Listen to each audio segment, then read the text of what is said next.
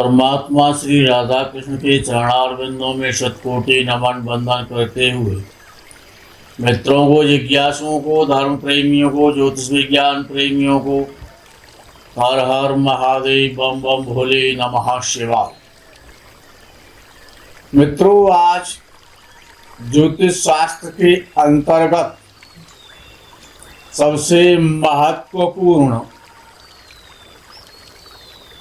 विषय है नवांश चक्रम, नवांश कुंडली। एक राशि के जब 9 भाग किए जाते हैं, 9 पार्ट किए जाते हैं, तो एक नवांश बनता है। अर्थात एक राशि में 9 नवांश होते हैं या एक लगन में 9 नवांश होते हैं। नवांश कुंडली को मुख्यतः विवाह के समय विवाह का निर्धारण, वैवाहिक जीवन, प्रकृति और प्रवृत्ति, जीवन साथी का चरित्र, विवाह से प्राप्त होने वाली खुशियां, परेशानियां आदि आदि को देखा जाता है। लेकिन साथ ही साथ यह नवांश वर्ग कुंडली जीवन के अन्य क्षेत्रों में, अन्य जीवन के विषयों में भी महत्वपूर्ण सूत्र देती है। इसीलिए लग्न कुंडली, चंद्र कुंडली की भांति ही नवांश कुंडली को महत्व देने की आवश्यकता है। लग्न कुंडली, राशि कुंडली के समान ही नवांश कुंडली को भी विशेष गहराई के साथ देखना चाहिए और तब विचार करके और फलित करना चाहिए, फलादेश कहना चाहिए जीवन का।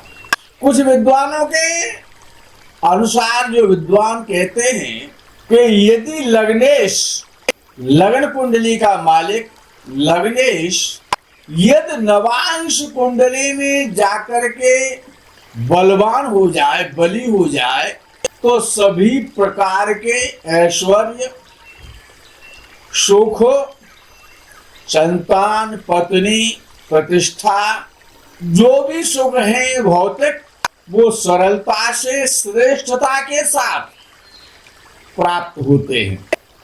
नवांश कुंडली एक विषय में और थोड़ा सा प्रकाश डालती है कि यदि किसी की कोई वस्तु खो जाती है तो उसको लगन कुंडली बना करके नक्षत्र और लगन और ग्रहों के आधार पर उसको खोजा जाता है। लेकिन जिस प्रकार से लगन कुंडली को देखा जाता है, उसी प्रकार से यदि किसी की वस्तु कोई खो गई है तो नवांश कुंडली से भी उसको जाना जाता है। वर्गोत्तम नवांश होना, वर्गोत्तम ग्रह का होना, ये बहुत विशिष्ट गुण है। महर्षि पाराशर और बराहमेर के आधार पर लग्न वर्गोत्तम में जातक का जन्म होना अपनी जाति में, अपने जीवन में और प्रतिष्ठा के क्षेत्र में 4 चांद लगाता है। यदि किसी का लग्न वर्गोत्तम हो जाता है, लग्न वर्गोत्तम तब होता है जो लगन कुंडली का होता है। वही लगन भाग्यवशात यदि नवांश कुंडली का भी हो जाता है तो उसको लगन वर्गोत्तम नवांश कुंडली कहा जाता है। तो ऐसे व्यक्ति समाज में बहुत श्रेष्ठ प्रतिष्ठा प्राप्त करते हैं, समृद्धिशाली होते हैं, यशस्वी होते हैं, निरोगी होते हैं और दीर्घायु होते हैं। सदा संपन्न, दयालु स्वभाव के और ईमानदार, और दानशील होते हैं। कुंडली में एक ग्रह की 6 स्थितियां हो सकती हैं। लग्न कुंडली में, नवांश कुंडली में एक ग्रह विद्वानों के आधार पर 6 स्थिति का होता है। उसकी 6 अवस्थाएं होती हैं। 6 स्थितियों में से किसी भी एक स्थिति का होकर ग्रह वर्गोत्तम हो सकता है। अब वो 6 स्थितियां कौन सी हैं? और उन 6 स्थितियों में किसी भी स्थिति में ग्रह वर्गोत्तम होता है नवांश कुंडली में जाकर के। पहली स्थिति आती है कि लग्न कुंडली में ग्रह उच्च राशि का हो और वो ग्रह नवांश कुंडली में वर्गोत्तम राशि का हो जाए। दूसरी स्थिति होती है ग्रह मूल त्रिकोण राशि में हो लग्न कुंडली में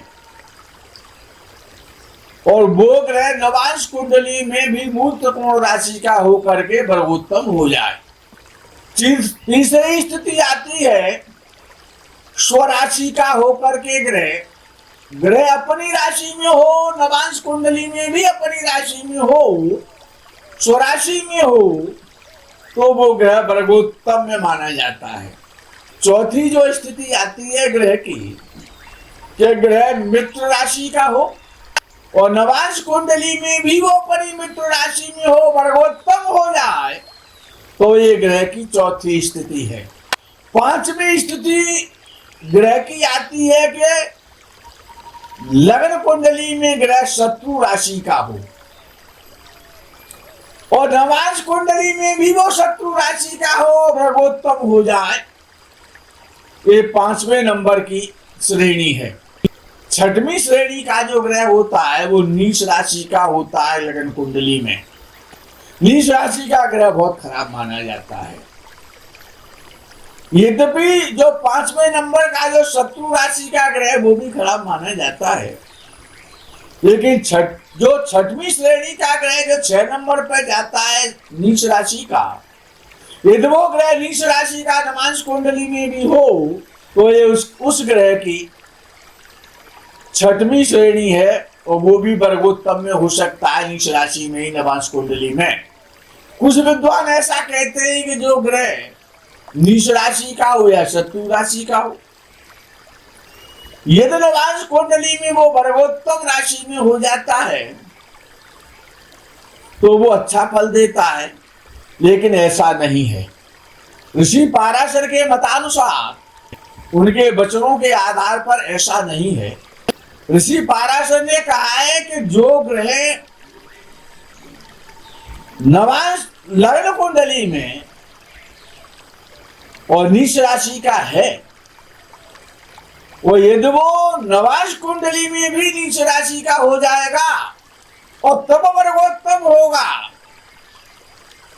तो वो अत्याधिक गलत फल देने में सक्षम हो जाएगा, यानी उस ग्रह की स्थिति और ज्यादा खराब हो जाती है। वो अति नीच वर्गोत्तम हो जाता है। विषय आता है कि लग्न कुंडली का नीचस्थ ग्रह, आगे को चलते तो ये नितांत भ्रामकता है कि नीच राशि का ग्रह नवांश कुंडली में वर्गोत्तम राशि में हो जाए, वर्गोत्तम हो जाए। उस भ्रामकता को आप दूर करें। वो ग्रह कभी भी अच्छा फल नहीं देगा और अधिक खराब फल देगा। लग्न कुंडली का नीचस्थ ग्रह और यदि नवांश कुंडली में उच्च राशि का हो जाता है तो वो ग्रह अपनी स्थिति में सुधार कर लेता है। उच्च का फल नहीं देगा, लेकिन जो उसकी नीचता है, जो उसे नीच फल देना है अपने से संबंधित, उसमें नीचता में सुधार आ जाएगा। कौआ हंस नहीं हो सकता है। कौआ हंस की चाल तो चल सकता है, लेकिन कौआ कभी हंस नहीं हो सकता है अंततो गत्वा वो काक ही रहेगा। तो हाँ, यदि नीच राशि का ग्रह कुंडली में है, शत्रु राशि का ग्रह कुंडली में है, लग्न कुंडली में यदि शत्रु राशि का ग्रह और मित्र राशि में हो जाता है, या स्वराशि में हो जाता है, या उच्च राशि का हो जाता है जाकर के नवांश कुंडली में, तो वो अपनी स्थिति में सुधार कर लेता है। उसमें कुछ सज्जनता आ जाती है, कुछ हल्की सी शुभता आ जाती है। ना कि वो स्वराशि का या मित्र राशि का फल देगा, लेकिन अपने गलत फल में कमी कर लेगा, न्यूनता आ जाएगी उसके गलत फल में। जन्म कुंडली का बल कितना है, लग्न कुंडली का बल कितना है, ये राजयोगों के आधार पर जाना जाता है। लग्न कुंडली अर्थात जन्म कुंडली कितनी बलवान है, तो ग्रहों के आधार पर ही तो जाना जाएगा। अब हर कुंडली में राजयोग होते हैं। हमारी दृष्टि में जो हमको जैसा संज्ञान में आता है, 1000 से कुछ अधिक राजयोग हैं। तो लग्न कुंडली में राजयोगों को गिना जाए, काउंट किया जाए कि लग्न कुंडली में कितने राजयोग बनते हैं। जितनी राजयोगों की संख्या हो, फिर ये देखा जाए कि नवांश कुंडली में कितने राजयोग हैं। ऐसा नहीं है कि लग्न कुंडली ही राजयोग बनाती है, नवांश कुंडली के द्वारा भी राजयोग उत्पन्न होते हैं। वही आधार है राजयोगों का जो लग्न कुंडली का है। तो फिर नवांश कुंडली के राजयोगों की गणना की जाए, यदि नवांश कुंडली में राजयोगों की संख्या कम नहीं होती है, यदि लग्न कुंडली में राजयोग किसी की में 11 राजयोग है सपोज करें, और नवांश कुंडली में भी 11 राजयोग येन केन प्रकार बन जाते हैं, तो जन्म कुंडली का जो बल है, जो पावर है, वो स्थिर होती है और अधिक उसमें अधिकता आ जाती है। लेकिन यदि नवांश कुंडली में राजयोगों की संख्या कम हो जाएगी, तो लग्न कुंडली उतनी ही कमजोर हो जाएगी। यदि लग्न कुंडली में 11 राजयोग हैं और नवांश कुंडली में 6 या 7 राजयोग आते हैं, तो लग्न कुंडली कमजोर हो जाती है, उसके बल में कमजोरी आ जाती है। यदि नवांश कुंडली के राजयोगों की संख्या अधिक हो, जैसे कि लग्न कुंडली में 11 राजयोग बनते हैं और नवांश कुंडली में 15 राजयोग बन जाए या 14 बन जाए या 13 बन जाए, तो लग्न कुंडली उतनी ही बली हो जाएगी, उसका फल उतना ही अधिक शुभता में आ जाएगा। लग्न कुंडली का लग्नेश यदि नवांश कुंडली में बली हो जाता है, तो आप ऐसे समझिए कि लग्न कुंडली का लग्नेश नवांश कुंडली में बली होना एक खजाने के समान है, निधि के समान है। वो अत्यधिक महत्वपूर्ण हो जाता है लग्नेश यदि नवांश कुंडली में वो अधिक बली हो जाता है तो। और जातक का जीवन का जो प्रभाव है, हर क्षेत्र का प्रभाव, जीवन के अनेकानेक क्षेत्र हैं, तो प्रभाव में अधिकता आएगी, प्रभावशाली हो जाएगा। जातक की समृद्धि उतनी ही बढ़ जाएगी और जीवन के जितने भी सुख हैं, पत्नी सुख से लेकर के, संतान सुख से लेकर के, समृद्धि से लेकर के, जमीन जायदाद से लेकर के, माता पिता से लेकर के हर प्रकार के भूमि भवन वाहन जितने भी प्रकार के सुख हैं उनमें काफी बल आ जाएगा और वो प्रचुरता के साथ में प्राप्त होंगे। विद्वानों के आधार पर, जैसा विद्वानों ने कहा है अनेकानेक ग्रंथों में, अनेकानेक विद्वानों ने, कि जातक के व्यक्तित्व का अनुमान लगन कुंडली के लग्नेश की नवांश में स्थिति, कि लगन कुंडली का लग्नेश नवांश कुंडली में कैसा है, या लगन कुंडली के लगन में स्थित बली ग्रह से, जो ग्रह बहुत बलवान है लगन कुंडली में, उससे देखना चाहिए कि जातक कितनी ऊंचाइयां छुएगा और किस क्षेत्र में सफलता प्राप्त करेगा। जो ग्रह नवांश कुंडली में और लग्न कुंडली में सर्वाधिक बली होता है, अंशों के आधार पर, स्थान के आधार पर, षड्बल के आधार पर, भाव के आधार पर, दृष्टि से संपन्नता के आधार पर और राजयोग के आधार पर,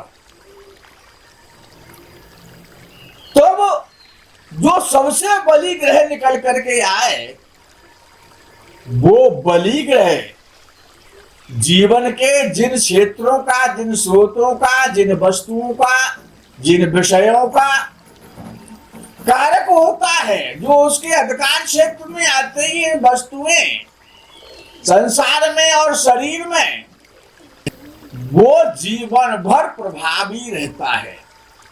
उसी क्षेत्र में जातक का मन लगता है, उसी प्रकार का उसका जीवन होता है। मित्रों, नवांश कुंडली बहुत महत्वपूर्ण है, सामान्यतया महत्वपूर्ण नहीं है। और ये भी याद रखें कि नवांश 108 नवांश होते हैं, एक राशि में 9 नवांश होते हैं और कुल मिला करके 108 नवांश होते हैं, 108 नवांश होते हैं, यानी कि एक माला है। नवांशों की एक माला है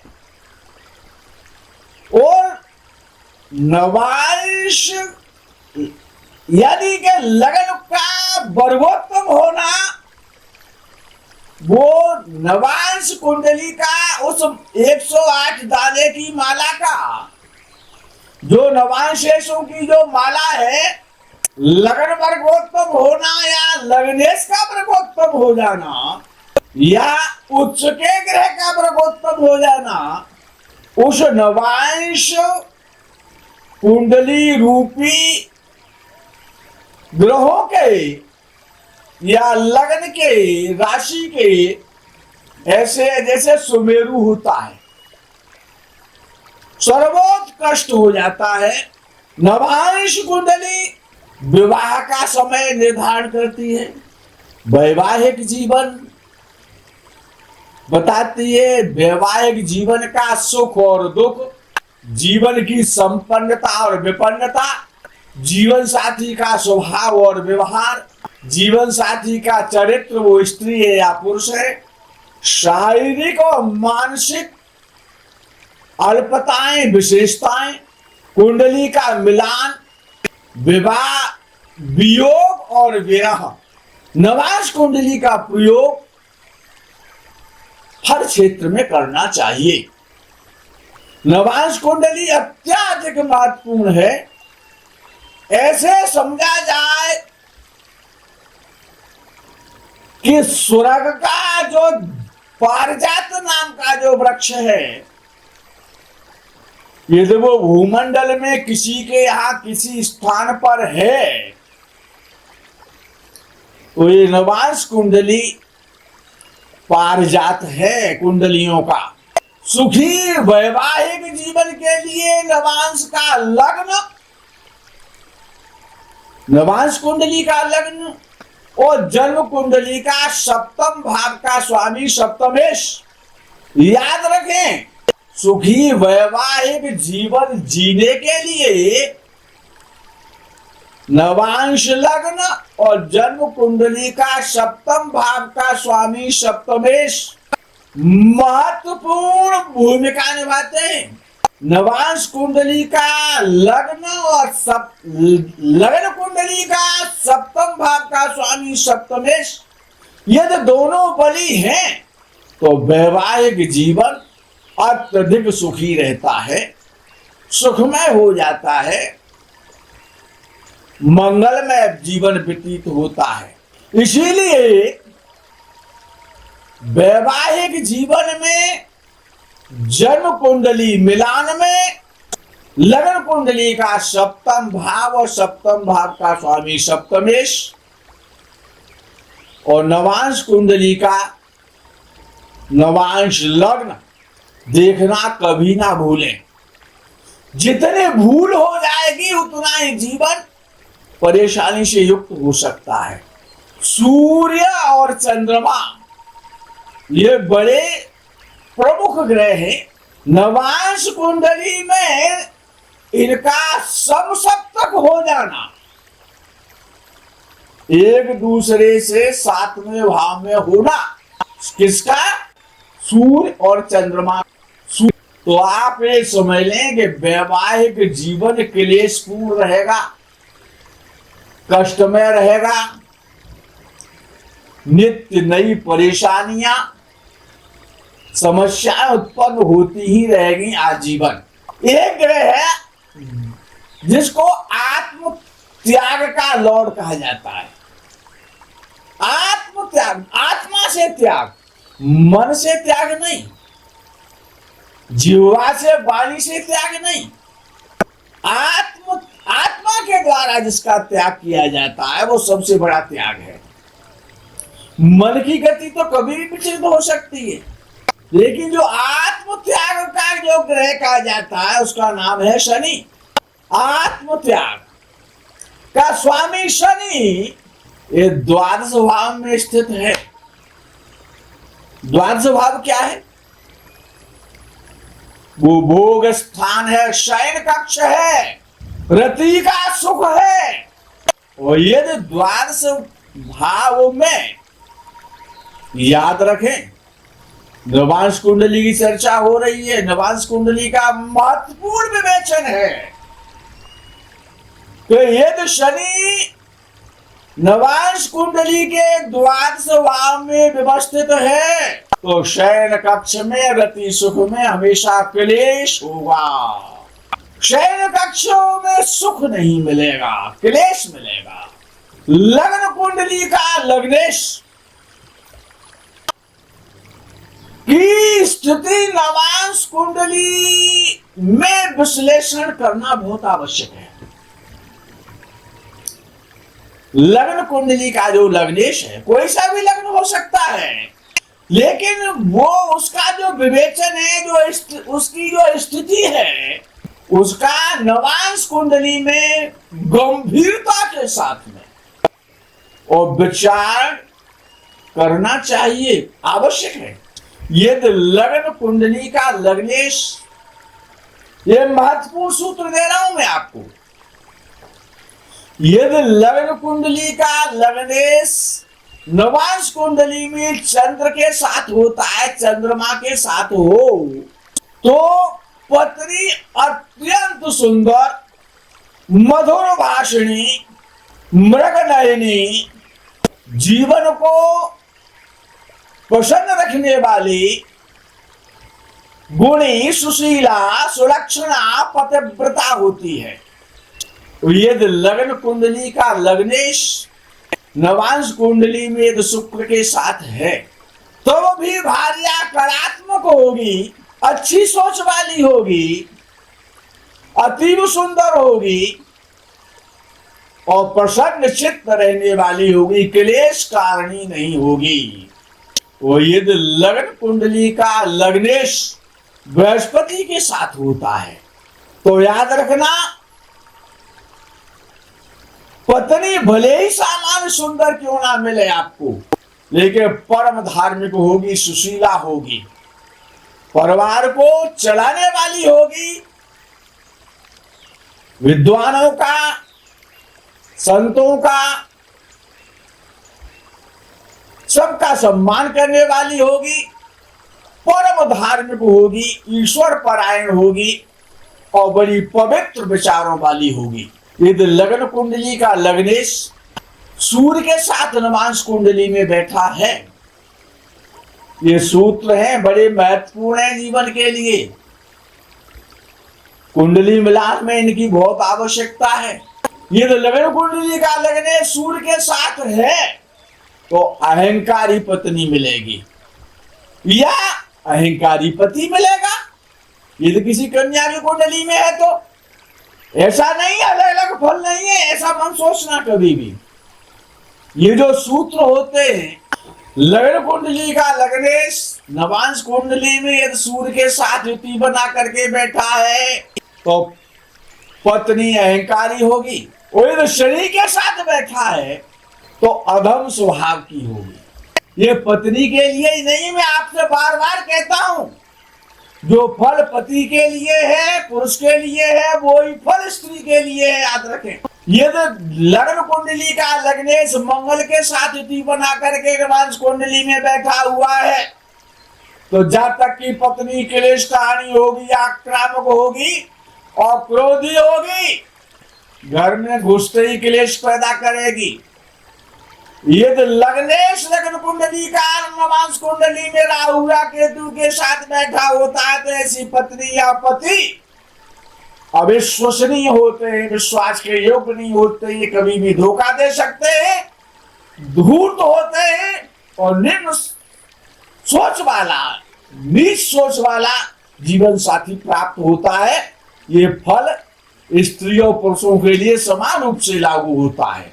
कुंडली का ये जो कुंडली का जो मिलान है ना, जब मिलान कराते हैं वर कन्या की कुंडली को लेकर के, कन्या और किसी का पुत्र की कुंडली का जब मिलान किया जाता है तो 10% भी लोग मिलान नहीं करते हैं। उसका परिणाम होता है कि जीवन क्लेशमय और कष्टों से घिरा हुआ हो जाता है। कुंडली का मिलान ही जीवन का सुख और दुख है, जीवन की उन्नति और जीवन की अवनति कुंडली मिलान पर ही निर्धारण करती है, निर्भर करती है। ये तो दोनों का कुंडली मिलान यदि आपने सही कर लिया है, सही करा लिया है, उतना ही जीवन अच्छा होगा। केवल गुण मिलान एक पार्ट है मिलान का। गुण मिलान से यदि आपने शादी कर ली है, नाड़ी देख ली, भगूट देख लिया, शत्रुता मित्रता देख ली, इतने से काम चलने वाला नहीं है। ये तो एक सामान्य है, अति सामान्य कह सकते हैं इसे। नवांश कुंडली और लग्न कुंडली जैसे आपको ये सूत्र दिए जा रहे हैं, इन सूत्रों को मिलान करना परम आवश्यक है। श्रीमान जीवन का सुख आनंद लेना चाहते हो तो कुंडली मिलान करते समय नवांश कुंडली के लग्न और चंद्रमा की राशि भार्या के नवांश लग्न और पुरुष की लग्न कुंडली की चंद्रमा की राशि और स्त्री की नवांश कुंडली के चंद्रमा की राशि और उनके जो संबंध हैं, जैसे किसी का चंद्र लग्न कुंडली में धनु राशि का है और किसी कन्या का जिसके साथ मिलान किया जा रहा है उसका चंद्र मिथुन राशि का है, ये जो आपसी संबंध है ये बड़ा महत्वपूर्ण है। इसका विशेष ध्यान रखना चाहिए। ये राशि मिलान है, मन का मिलान है, तन के मिलान से काम नहीं चलता है। मन मिल जाए, हृदय मिल जाए, आत्मा से आत्मा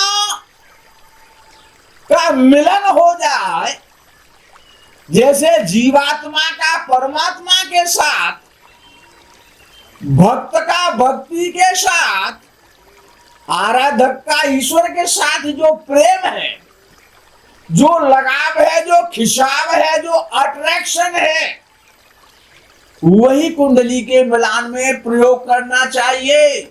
नवांश कुंडली का लग्न यदि पापक ग्रहों से संबंधित है, पापक ग्रहों से लग्न, नवांश कुंडली का लग्न यदि पीड़ित हो रहा है, वेरी वेरी इंपॉर्टेंट फॉर्मूला, तो जन्म कुंडली का सप्तमेश भी और नवांश कुंडली में पापक ग्रहों से पीड़ित हो रहा है और नवांश कुंडली का लग्न भी पापक ग्रहों से यदि पीड़ित हो रहा है और निर्बली है, तो जातक आजीवन अविवाहित भी रह सकता है, या 2 या 3 विवाह हो सकते हैं, पत्नी का वियोग हो सकता है, तलाक, मुकदमा, कोर्ट इत्यादि अनेकानेक प्रकार के प्रावधान है फिर तो। अच्छा, नवांश कुंडली में चंद्रमा की जो स्थिति है वो सबसे अधिक महत्वपूर्ण मानी जाती है, तो चंद्रमा मन है, मन से ही सुख दुख, नरक सुख, नरक और स्वर्ग जीवन का प्राप्त होता है, क्लेश और आनंद मन से ही होता है। इसीलिए नवांश कुंडली में चंद्रमा की स्थिति को अत्यधिक, अत्यंत महत्व दिया गया है। चंद्रमा पर विशेष दृष्टि होनी चाहिए, नवांश कुंडली के चंद्र पर। नवांश कुंडली में चंद्रमा किस किस राशि में क्या करता है? यदि मेष नवांश में यदि चंद्र है तो ऐसा जातक पुलिस है, मिलिट्री है, फोर्स है, सेना है, उसमें जाता है या चिकित्सा के क्षेत्र में जाता है और प्रतिष्ठित होता है और धनी होता है। यदि चंद्रमा नवांश कुंडली में वृषभ नवांश में है तो जातक सुंदर तो होता है लेकिन शरीर से स्थूल होता है, मोटा होता है, स्थूल का शरीर होता है, बड़ा शरीर होता है। यदि चंद्रमा मिथुन राशि नवांश में हो तो जातक विद्वान होता है, लेखक होता है, पढ़ने पढ़ाने का शौकीन होता है और सुंदर सुगठित शरीर वाला होता है। यदि चंद्रमा कर्क नवांश में हो तो जातक सुंदर होता है और गौर वर्ण होता है। जातक का चंद्रमा नवांश कुंडली में यदि सिंह नवांश में है तो जातक धनवान होगा, बलवान होगा और प्रतिष्ठा प्राप्त होगा। यदि कन्या नवांश में चंद्र है तो जातक पतले शरीर का होगा, पुरुष है लेकिन वाणी स्त्रियों जैसी होगी, कोमल वाणी होगी, लजीली वाणी होगी, सुरीली वाणी होगी। यदि चंद्रमा तुला नवांश में है तो ऐसा जातक विपरीत लिंग के जातकों में लोकप्रिय होगा, सुंदर नेत्रों वाला होगा, किसी न किसी उच्च पद पर प्रतिष्ठित होगा, सत्ता संपन्न होगा और सम्मानित होगा। यदि जातक का चंद्र नवांश कुंडली में वृश्चिक नवांश में है तो जातक अंगभंग हो सकता है, शरीर विकृत हो सकता है, आवारा घूमने वाला, दर दर भटकने वाला, जंगल पहाड़ पर्वतों में जाने वाला और घुमक्कड़ प्रवृत्ति का होगा। यदि चंद्रमा नवांश कुंडली में धनु राशि का है, धनु नवांश में है तो जातक पतले शरीर का होता है। कभी कभी तो ऐसा देखा जाता है कि अगर हवा चल जाती है तो उड़ने की आशंका आ जाती है, कहीं उड़ तो नहीं जाएगा। कृष्ण शरीर होता है, पतला होता है, उदार होता है, धार्मिक होता है, तो जब तक धनुर्वंश कृष्ण शरीर दुबला पतला उदार धार्मिक और धन संपत्तिवान तो होता है, सुखी रहता है। मित्रों, वीडियो बहुत बड़ा होने जा रहा है, आपको सुनने में भी प्रॉब्लम होती है। आज का वीडियो हमने समय का ध्यान नहीं दिया, कुछ बड़ा हो गया है, इसलिए यही विराम करते हैं, आपसे आज्ञा देते हैं। आगे का जो प्रकरण है नवांश कुंडली का, ऋषियों ने बहुत वर्णन किया है, नवांश कुंडली पर बहुत चर्चा की है। आगे के प्रकरण में, आगे के भाग में वीडियो के माध्यम से आप तक पहुंचाने का प्रयास हमारा निरंतर रहेगा। तब तक के लिए हर हर महादेव, बम बम बोले, नमः शिवाय, जय गौ माता की।